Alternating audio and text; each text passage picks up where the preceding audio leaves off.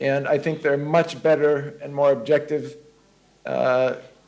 mediator. And so that to me is, it gives some hope into the current situation.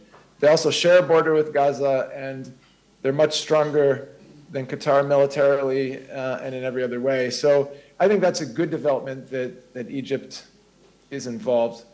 Before I turn it over to Liran, I would just say, in answer to the question, what can Slovakia do about this? And since I know we have members of Slovakia's parliament in this room, I would just ask you to be a voice in every platform you have, to be a voice on behalf of the hostages, be a voice on behalf of Israel.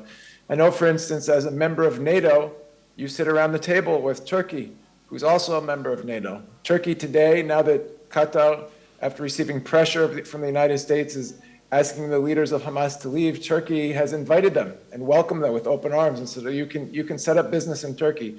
That is very disturbing and absolutely unacceptable that a member of NATO would be embracing such a terrorist organization. And I think that's something that should be expressed by countries like Slovakia who share the same table and are in the same organization as Turkey. So that would be my recommendation. I'm going to turn it over to Liran to talk a little bit from a personal perspective about his family and his brothers who are in captivity. So this is Liran Berman. Thank you very much. Thank you, Calev. Thank you for having me. This is my testimony. My name is Liran. I'm the eldest brother out of four. I'm 37. Idan, our middle brother, is 33, and the twins, Gali and Ziv, are 10 years younger than me. They are 27 right now. They were taken captivity at the age of 26 in their pajamas on October 7th. My brothers are each other's best friends since they were born. Although my mother tried as hard as she can not make them traditional twins, they are not identical, but they look very similar.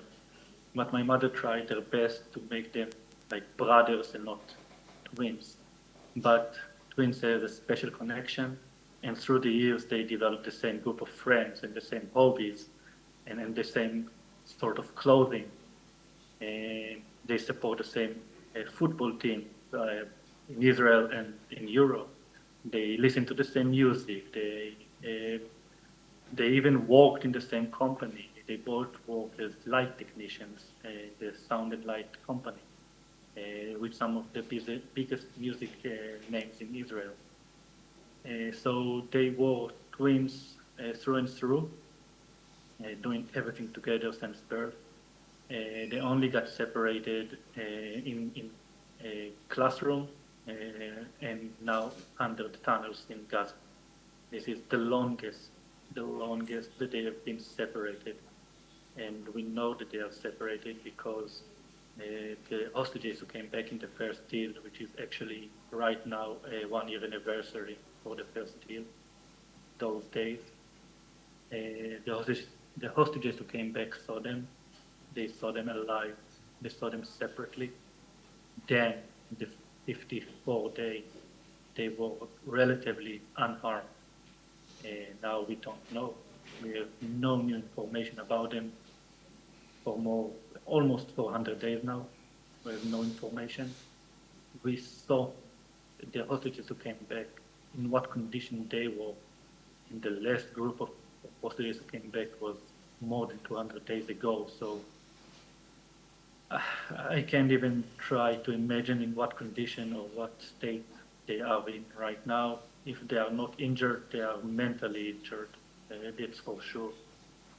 I can take little comfort that they are two young, strong boys. I don't even know what I would do if it was my daughter or my sister. Being a woman in those tunnels with those monsters, I take what little comfort I can that they are two strong boys, that they were taken alive and relatively unarmed. The rest of my family was rescued on October 7th by the IDF. They now live in a safe place in Israel. and my mother, who decided for her own mental health to keep herself in the back of the fight and manage all of us doing what we are doing for the release of the hostages. She built the two boys two new apartments in their new location. She furnished it from the ground up, just for them, just for her and for them, for her to do something right now, and for them, for their release, that they will have some place cozy. Because I don't know whether if you have been in Israel, and whoever has been in Kfar Aza since October 7, there is nothing left there, nothing left in Kfar Aza. Half of the houses is completely destroyed. The other half is uninhabited. No one can live there. And if a house, like my mother, for example, was still standing, the house next door to her was completely burned. And a family got killed in the house next to my mother.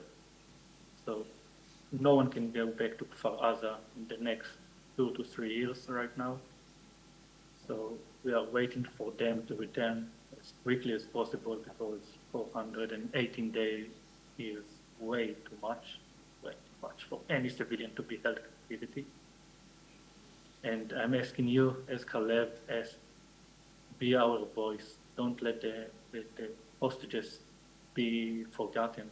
I know the world has a lot of business going on all over, even in Europe. You have a conflict for more than 2 years now. But I'm asking you, be our voice in Europe and help us return them, because I truly believe that Israel has no place to be in Gaza other than to release the hostages. We don't want to be there. We don't want to fight the Gazan people. Actually, a lot of Gazan people worked in Israel, some in agriculture, some in infrastructure. We wanted this kind of coexistence with our neighbors. On 2005, when Israel left the Gaza border, the Gaza Strip, we hoped it will be the Singapore of the Middle East. We hoped that it's a new chapter, and we will live closer with our neighbors, and that we can go to the beach in Gaza and to the market in Gaza. This is what we all hoped for in 2005 when we left the Gaza Strip. And those neighbors turned on us on October 7, and they are still holding my 2 little brothers there for more than 400 days. So if you have anything to do, be our voice in Europe, be our voice in NATO, and help us to bring them back home. Thank you very much for listening.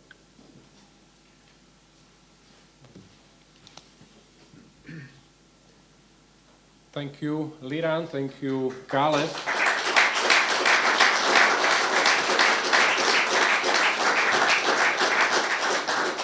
I will remember my visit to near Oz in January, end of January this year, and so I was a witness of seeing the remnants of this terrorist act. I think message is clear for the audience here in Slovakia, and I encourage everyone to be ambassador of this message, to spread around in our environment where we are working, for what we are responsible. We as an NGO organized 4 times public event in Bratislava to remind the public about this tragedy. And the hostages were always the top topic of our appeal on the public. So thank you very much for your story, for your testimony. Maybe I will ask, there is still maybe time for 2 minutes, if there is some question of someone in the meeting room. If so, then please come to microphone and ask the question, if there is some. Yep, okay. So please come. First, of course, I would like to express not only mine, but also all people who gathered here, big deal of empathy and sympathy with those Israelis who were kidnapped and now they're kept in captivities in unknown places. So really we are sending our greetings to you and to your relatives, and we wish them to be freed as soon as possible. My question is going to Calev. We know that in the previous cases, always, the release of Israeli who were kidnapped was a result of negotiations between Israel and those who kidnapped them. And there were some extreme examples of when, for one kept Israeli soldier, thousands of terrorists were released. So what now is the situation with this? What are the negotiations? What is the borderline which Israel is prepared to accept for release of Israeli innocent victims of this kidnapping, for Palestinian murderers, Palestinian criminals? I mean, what is the proportion which Israeli population is prepared to accept? What is the expectation? Yeah, thank you for the excellent question. So this is something, the exact proportions regarding the amount of Palestinian terrorists that we will have to release from prison in order to receive the hostages is obviously something that is being negotiated still.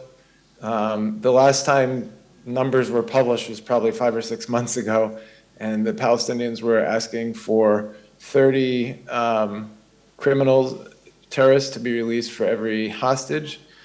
I'm not sure that that is still the proportion. Of course, Israel didn't agree to it back then. Today, Hamas is under much more pressure. Their military abilities have largely been destroyed. Hezbollah now, which was fighting Israel in the north, we've come to a ceasefire. So the IDF can be fully focused, or at least more focused, on Gaza.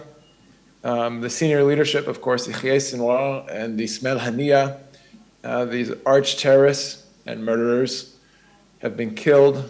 And so Hamas, I believe, is in a much more difficult situation. My hope is that those numbers will come down. You know, Yahya Sinwar was released in the Gilad Shalit deal, and so we know it's very dangerous to let these people go. At the same time, the number one desire on the heart of every Israeli man and woman today is to see those hostages come home. And most of us feel that we know that we'll have to pay a price for this. And we also know that we have excellent intelligence services and an excellent army that will be able to find these people if we need to in the future.